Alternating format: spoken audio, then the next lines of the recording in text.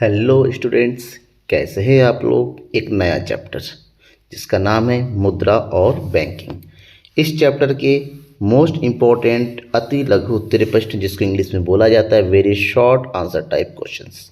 ऐसे क्वेश्चंस जो आपके एग्ज़ाम में लगातार पूछे जाते हैं और बहुत ही ज़्यादा इम्पोर्टेंट है। ठीक है, लगातार बने रहिएगा लास्ट तक, वीडियो को छोड़िएगा मत, क्योंकि हर एक क्वेश्चन आपके लिए इम्पोर्टेंट है। लगातार बने रहिए इस चैनल के साथ भी और इस वीडियो के साथ भी। चलिए देखते पहला क्वेश्चन क्या है। पहला क्वेश्चन, वस्तु विनिमय प्रणाली से किसे कहते हैं। ये वस्तु विनिमय प्रणाली से आप क्या समझते हैं। एक ऐसी प्रणाली जहां वस्तुओं का वस्तुओं के साथ प्रत्यक्ष अदला बदली की जाती है, उसे वस्तु विनिमय प्रणाली कहा जाता है। मतलब गुड्स का गुड्स के साथ, जिसको इंग्लिश में बोलते हैं कमोडिटी टू कमोडिटी, इसलिए इसको इंग्लिश में सीसी इकोनॉमी के नाम से भी जाना जाता है। क्वेश्चन नंबर 2, वस्तु विनिमय प्रणाली की दो प्रमुख कमियों को बताइए। इसकी क्या कमियां है। वैसे तो बहुत सारी कमियां हैं इसमें, लेकिन दो कमियों के बारे में पूछा जाता है, क्योंकि एक नंबर में ही पूछा जाता है। तो इसमें दो प्रमुख कमियां हैं, दोहरे संयोग का अभाव और वस्तु विभाजन में कठिनाई। दोहरे संयोग का मतलब क्या, तो बताते चले। दोहरे संयोग का मतलब होता है दो व्यक्तियों का, मान लो ए और बी, ऐसा होना जहाँ पर एक की ज़रूरत की चीज़ें बी के पास हो और बी की ज़रूरत की चीज़ें ए के पास हो, और दोनों ही आपस में अदला बदली के लिए सहमत हो। तो ऐसी स्थिति का हो पाना बहुत ही मुश्किल होता है। दूसरा, वस्तु विभाजन में कठिनाई। मतलब क्या होता है, मान लीजिए आपके पास गाय है और गाय के बदले में आपको क्या चाहिए, अनाज चाहिए।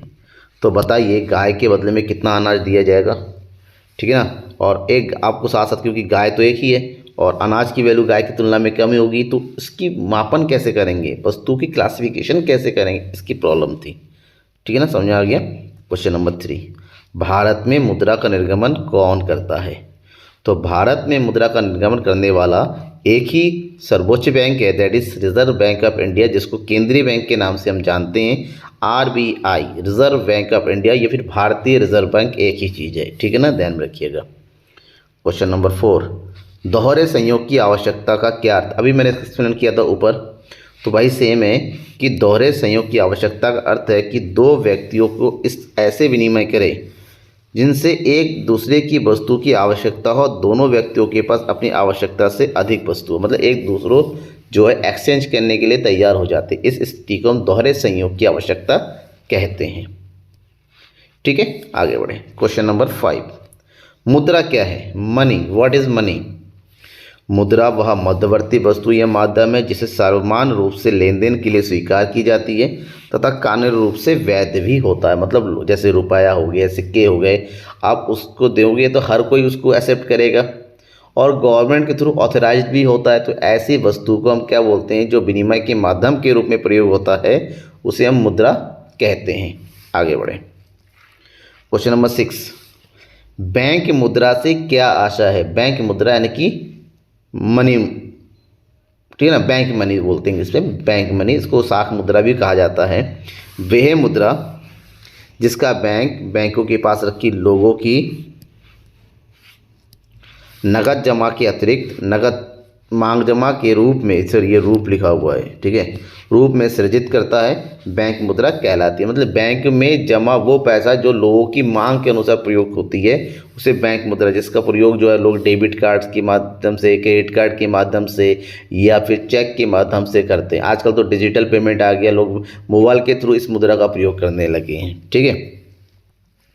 क्वेश्चन नंबर 7, व्यावसायिक बैंक किसे कहते हैं। व्यावसायिक मतलब इसको वाणिज्यिक बैंक भी कहते हैं, कमर्शियल बैंक भी कहते हैं। वह बैंक जो लाभ कमाने के उद्देश्य से जनता से उनकी जमाओं को स्वीकार करती हैं तथा उनके मांगने पर उन्हें ऋण भी उपलब्ध कराती है, उसे हम व्यावसायिक बैंक के नाम से जानते हैं। जितने भी बैंक आपने अपने आस पड़ोस में देखे होंगे, जैसे SBI है या फिर BO, क्योंकि व्यावसायिक बैंक का उदाहरण पूछ लिया जाता, बता सकते हैं कि SBI है, BOB है, जो सरकारी बैंक है। इसके अलावा ICICI है, ठीक है ना, एक्सिस बैंक है, या फिर HDFC बैंक है, या फिर आपके पड़ोस में बंधन बैंक है। ये सब व्यावसायिक बैंकों का ही उदाहरण है।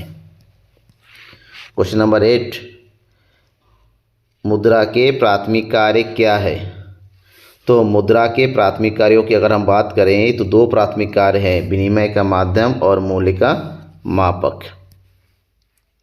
नेक्स्ट, बैंकों के प्राथमिक कार्य बताइए। बैंकों के प्राथमिक कार्य को लिखिए। तो जमाओं को स्वीकार करना तथा ऋण देता व्यावसायिक बैंकों के प्रमुख कार्य होते हैं। ठीक है ना, लोगों की जमाओं को अपने पास संभाल के रखना और उनकी ज़रूरत पर उन्हें जो है ऋण देना व्यावसायिक बैंकों के प्रमुख कार्यों में गिना जाता है। क्वेश्चन नंबर 10, मांग जमाएं किसे कहते हैं? तो उसका आंसर है वे जमाएं जो किसी भी समय मांगने पर बैंक से निकलवाई जा सकती है। बैंक से आप निकाल सकते हैं, चाहे चेक के द्वारा निकालें या फिर डिजिटल पेमेंट के थ्रू ट्रांसफ़र करें, उसे हम मांग जमा कहते हैं। ठीक है। क्वेश्चन नंबर 11, मुद्रा गुणक किसे कहते हैं? मुद्रा गुणक क्या निर्धारित करता है? मुद्रा गुणक व्यावसायिक बैंकों के अधिकतम साख को प्रदर्शित करता है जो अपने अतिरिक्त नगद कोषों में सृजित कर सकता है। उनके पास जितनी भी नगद होता है उसको किस तरीके से जो है साख के रूप में वो निर्मित करता है, उसे जो है मुद्रा गुणक के नाम से जानते हैं, जिसका फार्मूला होता है मुद्रा गुणक बराबर, मुद्रा गुणक को नॉर्मली हम के थ्रू दिखाते हैं, = 1/, नगद कोष अनुपात यानी कि CRR। ठीक है ना, और इसी के थ्रू पता चलता है कि कितना निवेश होगा, कितना नगद से कितना साख का सृजन हो सकता है। ठीक है। आगे क्वेश्चन नंबर 12, केंद्रीय बैंक क्या है? केंद्रीय बैंक किसी देश की बैंकिंग प्रणाली का सर्वोच्च संस्था है जो देश के समस्त बैंकिंग प्रणाली को नियमित करता है और नियंत्रित करती है तथा देश के लिए नोटों का निर्गमन भी करती है। क्वेश्चन नंबर 13, केंद्रीय बैंक के किन्हीं दो प्रमुख कार्यों को लिखिए।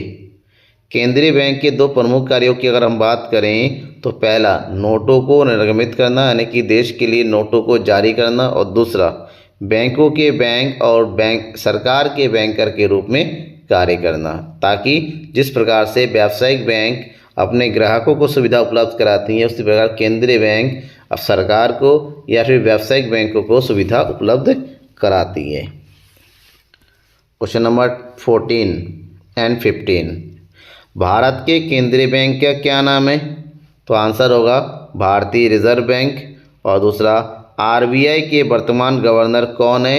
इसका आंसर होगा शक्तिकांत दास। इम्पॉर्टेंट क्वेश्चन है, छोटा ही सही लेकिन इम्पॉर्टेंट है, आपको याद रखना इस बात को। क्वेश्चन नंबर 16, वास्तविक मुद्रा किसे कहते हैं? वास्तविक मुद्रा से आशय उस मुद्रा से है जो किसी देश में विनिमय के माध्यम तथा भुगतान के आधार के रूप में प्रयोग होती हैं, जैसे कि भारत में रुपया है या सिक्के हैं, ये वास्तविक रूप में है। इनका वास्तविक रूप से चलन होता है जो हर कोई स्वीकार करता है, चाहे पेमेंट करने में हो या फिर पेमेंट रिसीव करने में हो। क्वेश्चन नंबर 17, अधिविकर्ष क्या है? इसको इंग्लिश में बोलते हैं ना बैंक ओवरड्राफ्ट। ये वास्तव में बैंक की एक ऋण देने की एक ऋण का ही एक प्रकार है, जहाँ पर जब बैंक अपने ग्राहक को उसकी जमा से अधिक मात्रा में रुपया निकालने की अनुमति देते हैं तो उसे अधिविकर्ष या बैंक ओवरड्राफ्ट के नाम से जाना जाता है। मान लीजिए ग्राहक के खाते में केवल 10,000 रुपये है, अगर उसके पास अधिविकर्ष की सुविधा है तो और ग्राहक को 40,000 रुपये की ज़रूरत है, तो बैंक से वो अपने 10,000 प्लस 30,000 और एक्स्ट्रा निकाल सकता है। बाद में ये एक तरीके के क्या होता है, एक तरीके का ऋण होता है, लोन होता है, बाद में ग्राहक इस 30,000 को वापस कर देगा। ठीक है ना, ध्यान में रखिएगा। क्वेश्चन नंबर 18, मौद्रिक नीति से क्या अभिप्राय है? मौद्रिक नीति किसी देश निश्चित उद्देश्य जैसे पूर्ण रोजगार को प्राप्त करने के लिए चलन मुद्रा की मात्रा से विस्तार और संकुचन का प्रबंध करना होता है। किसी भी देश की जो मौद्रिक नीति है जिसका क्रियान्वयन करने का काम किसका होता है? देश की केंद्रीय बैंक का। जैसे भारत में RBI है, जिसका काम होता है देश में जो प्रचलित मुद्रा है उसके ऊपर नियंत्रित रखना और उससे संबंधित नीति की कितनी मुद्रा का चलन कितना, मुद्रा पूर्ति कम है या ज़्यादा है तो कम करे, कम है तो ज़्यादा करे, इससे रिलेटेड जो भी पॉलिसी तैयार की जाती है ना, उसे ही मौद्रिक नीति के नाम से जानते हैं। बैंक दर किसे कहते हैं? बैंक दर इंग्लिश में बोलते हैं बैंक रेट। बैंक दर वह दर है जिस पर केंद्रीय बैंक व्यापारिक बैंक को प्रथम श्रेणी की प्रतिभूतियों के बदले ऋण देने को लिए तैयार रहता है। ठीक है ना। बैंक दर जिस रेट पर केंद्रीय बैंक व्यापारिक बैंक को ऋण देने के लिए तैयार होता है उसे बोलते हैं। ध्यान में रखिए, बैंक दर में और ब्याज दर में अंतर होता है। निकट मुद्रा की परिभाषा दीजिए। निकट, नियर मनी बोलते हैं इंग्लिश में इसको। ठीक है, क्या बोलेंगे? Near money. वह मुद्रा जिसका प्रयोग प्रत्यक्ष लेन देन के लिए नहीं किया जाता किंतु जिसे मुद्रा के रूप में बड़ी सरलता से तथा मूल्य में हानि के बिना आसानी से मुद्रा में परिवर्तित किया जाता है, उसे निकट मुद्रा के नाम से जानते हैं। जैसे चेक वगैरह होता है। मुद्रा की पूर्ति से क्या अभिप्राय है? मुद्रा पूर्ति से अभिप्राय देश की जनता के समय के निश्चित बिंदु पर कुल मुद्रा में की पूर्ति से, मतलब एक देश की जनता को के पास जितनी भी मुद्रा प्रचलन में होती है उनके पास एक्चुअली में उनका टोटल मुद्रा की पूर्ति के नाम से जानते हैं। इसको इंग्लिश में बोलते हैं मनी सप्लाई। प्राथमिक जमाओं और गौण जमाओं में क्या अंतर है? प्राथमिक जमाएं और गौण जमाएं, ठीक है ना। गौण मतलब द्वितीयक जमाई भी कहते हैं या साख जमा भी कह सकते हैं इसको, एक ही चीज़ है। जब कोई बैंक अपने किसी ग्राहक से नकद धनराशि जमा के रूप में स्वीकार करता है तो इसे प्राथमिक जमा कहलाती है। मतलब कोई ग्राहक अपने बैंक खाते में जाते हैं और डायरेक्टली पैसा जमा करता है in the form of cash, तो उसे हम प्राथमिक जमा कहते हैं। लेकिन जब बैंक किसी को ऋण के रूप में पैसे उपलब्ध कराता है तो उसको कैश नहीं देकर उसके खाते में ट्रांसफ़र किया जाता है, इसको हम बोलते हैं द्वितीयक जमा या फिर गौण जमाएं। क्वेश्चन नंबर 23, खुली बाजार क्रियाओं की परिभाषा दीजिए। खुली बाजार क्रियाओं से आशय देश की केंद्रीय बैंक द्वारा खुले बाजार में सरकारी प्रतिभूतियों की खरीद एवं बिक्री से है। ओपन मार्केट में सरकारी प्रतिभूतियों को खरीदना बेचना ही खुले बाजार की क्रियाओं के नाम से जाना जाता है, जो कि केंद्रीय बैंक का बहुत ही इम्पोर्टेंट फंक्शन है। नगद आरक्षी निधि अनुपात का अर्थ बताइए। नगद आरक्षी निधि अनुपात, जिसको शॉर्टकट में हम बोलते हैं CRR, ठीक है ना। देश के प्रत्येक व्यापारिक बैंक को अपनी कुल जमाओं का एक हिस्सा जो कि RBI के थ्रू निर्धारित किया जाता है केंद्रीय बैंक के पास नगद रूप में in the form of cash जमा करके रखना पड़ता है, उसे हम नगद आरक्षी अनुपात कहते हैं, कैश रिजर्व रेशियो। और लास्ट क्वेश्चन है आज के इस क्लास का, जब साख का विस्तार करना होता है तो केंद्रीय बैंक किस प्रकार बैंक दर की नीति अपनाता है? साख के विस्तार का मतलब होता है कि अर्थव्यवस्था में मुद्रा की पूर्ति को बढ़ाना होता है। मुद्रा की पूर्ति तभी बढ़ेगी जब ब्याज में कमी होगी। इसका मतलब ये हुआ ब्याज दर में कमी करने के लिए बैंक दर कम करना पड़ेगा, इसलिए जो नीति अपनाई जाएगी उसको बोलते हैं सस्ती बैंक दर नीति। ठीक है, थैंक यू एवरीवन। अगर आपको ये क्लास अच्छा लगा है, वीडियो अच्छी लगी और आपके एग्ज़ाम के लिए फ़ायदेमंद होने वाला है तो लाइक करना मत भूलिएगा। तो सब्सक्राइब नहीं किया चैनल को सब्सक्राइब करके रखिएगा और शेयर कर दीजिए अपने उन दोस्तों को जो कि एग्ज़ाम की प्रिपरेशन में लगी हुई है। Thank you, bye.